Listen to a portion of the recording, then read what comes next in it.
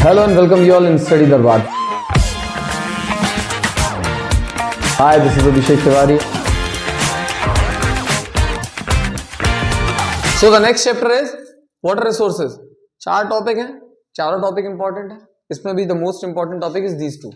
ठीक है, इन दो चीज में भी इससे ज्यादा इंपॉर्टेंट है advantages and disadvantages of multipurpose project.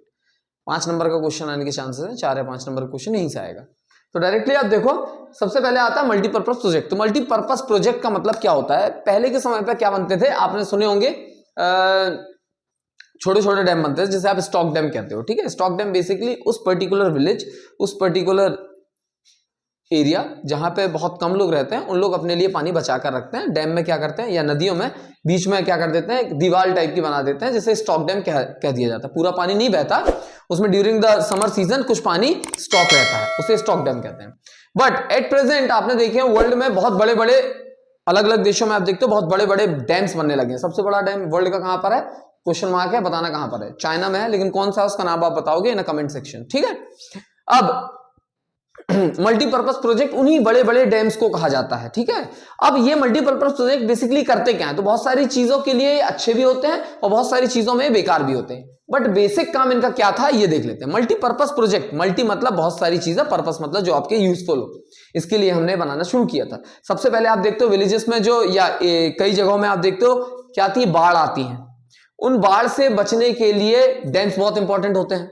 कई जगह पानी नहीं बचता है ड्यूरिंग समर सीजन, तो उधर पानी कैसे आएगा? यही जो स्टॉक वाटर है इसको यूज करते हैं, मतलब for irrigation, for drinking water, for generation of the electricity. That I have already told you all. इसके पहले जो मैंने वीडियो बनाया था मिनरल्स एंड एनर्जी रिसोर्सेज, उसमें मैंने आपको बताया था कि इंडिया में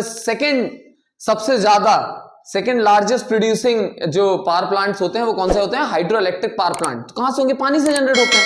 ठीक है, ये सारे काम होते हैं किसके? मल्टीपर्पज प्रोजेक्ट्स के.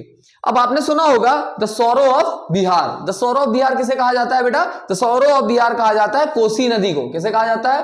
कोसी नदी को कहा जाता है. क्यों कहते हैं ये? इसलिए कहते हैं क्योंकि हर साल कोसी नदी में जब बहुत ज्यादा पानी हो जाता है, उसके कारण बाढ़ आती थी. कहां पर? बिहार. अभी भी आती है, लेकिन अभी बहुत कम हो गया तादाद. दूसरी एक और है द सौरो ऑफ बंगाल. किसे कहा जाता है? दामोदर नदी को कहा जाता है. किसे कहा जाता है? दामोदर नदी को कहा जाता है. बंगाल में है ये. तो इसके कारण कहां पे आती थी? बंगाल में हमेशा क्या आती थी? बाढ़ आती थी. इनसे बचने के लिए हमने क्या किया, वहां पे मल्टीपर्पज प्रोजेक्ट्स बना दिए. पानी ज्यादा होगा तो डैम में स्टॉक होगा, डायरेक्ट आपके फ्लैट सरफेस पे नहीं आएगा, बाढ़ नहीं आएगी. तो बेटा मल्टीपर्पज प्रोजेक्ट की कुछ एग्जांपल है, इंपॉर्टेंट है, ये पढ़ लेना. आपको एरिया पूछ सकता है मैप में भी डायरेक्टली. ठीक है, तो Damodar valley which is there in Bengal, ये किस किस की भरपाई करता है बेटा? पानी किस किस को और एनर्जी किस किस को प्रोवाइड करता है? तो एनर्जी और पानी किसको प्रोवाइड करेगा? बंगाल को प्रोवाइड करेगा एंड झारखंड को प्रोवाइड करेगा. मतलब झारखंड और बंगाल की कंबाइंड या ज्वाइंट वेंचर है, ज्वाइंट प्रोजेक्ट है. दूसरा आता है हमारा भाखरा नांगल डैम. भाखरा नांगल डैम कहां पर है बेटा? तो भाखरा नांगल डैम है सतलुज नदी में. It is in Punjab Haryana वाले रीजन में इसका पानी मिलता है. समझ आ रहा है? नेक्स्ट आता है हीराकुंड. हीराकुंड किस नदी पे है? महानदी पर है. हीराकुंड महानदी पर है. कहां पर है? महानदी पर है. कहां पर है? ओडिशा में है. कहां पर है? ओडिशा में है. कोसी अब भी नाम बताया, बिहार में. तो बिहार और नेपाल की संयुक्त परियोजना है. नेक्स्ट आता है Chambal valley. Chambal present day Madhya Pradesh. यहां पर आपको 3 बड़े बड़े डैम मिलते हैं. जब हम चंबल वैली मल्टीपर्पज प्रोजेक्ट की बात करते हैं तो इसके अंडर में 3 आपके बहुत बड़े बड़े क्या आते हैं? डैम्स आते हैं. 3 डैम क्या है? एक है सोनिका. कौन कौन से 3? हाँ, तो 3 कौन कौन से डैम बेटा? एक है राणा प्रताप सागर, दूसरा है गांधी सागर और तीसरा है गांधी सागर सरदार सरोवर. तो आप हमेशा याद रखें सरदार पटेल और महात्मा गांधी जी के बीच में कौन बैठे हुए हैं या खड़े हुए हैं? महाराणा प्रताप. ये तीनों जो है संयुक्त किसकी प्रोजेक्ट है? मध्य प्रदेश एंड राजस्थान. याद रखना इसको. ठीक है, नेक्स्ट आता है rain water harvesting. Rain water harvesting क्या होता है बेटा? आपको पता है वी आर कंटिन्यूइंग या continuously depleting the ground water level.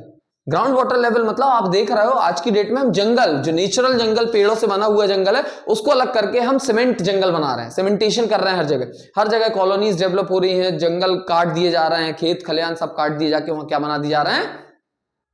Societies बनाने लगे हैं, रोड्स बनाने लगे हैं, ये सारी चीज बनने लगी हैं। जब भी ये सारी चीज बनेंगी उसके नीचे पानी आप क्या कर रहे हो, कंटिन्यूसली डिप्लीट कर रहे हो, क्योंकि हर घर में आज की डेट में बोरिंग है। पानी आप कहां से निकाल रहे हो, नीचे से निकाल रहे हो, लेकिन नीचे पानी जा नहीं रहा है। तो this is the best way to refuel the ground level. Ground के पानी को फिर से आप ग्राउंड में ही डाल रहे हो, मतलब ऊपर से जो आ रहा है नीचे डालते जाओ।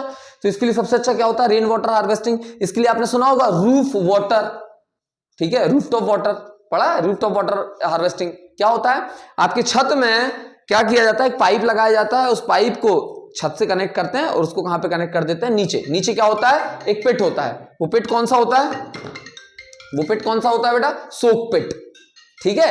पानी ऊपर भरा, उस पानी को नीचे जाता है, उस सोक पिट में जाके नीचे चार्ज, नीचे के नीचे पानी भरते जाता है। मतलब इट इज रिचार्जिंग, और we are recharging what, we are continuously recharging our ground level.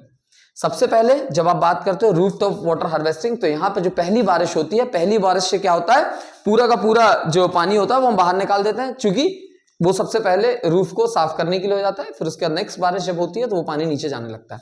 This is good, ठीक है, अच्छी चीज है। फिर इसके एडवांटेजेस एंड डिसएडवांटेजेस, बहुत सारे एडवांटेजेस हैं, बता चुका क्या क्या। डिसएडवांटेजेस भी देखोगे तो इससे भूकंप, इसी साथ saline, salinity in the soil, soil का खारापन इसी से आता है। मतलब जब सॉइल बहुत ज्यादा सैलिन हो जाएगी तो आपका बंजर जमीन होने लगती है, ठीक है।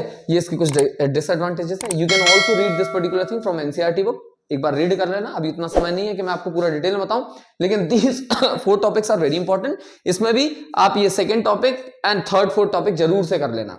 दीज आर द लोकेशन, मैंने आपको बता दी, ये लोकेशन याद रखना, मैप में आ सकती हैं।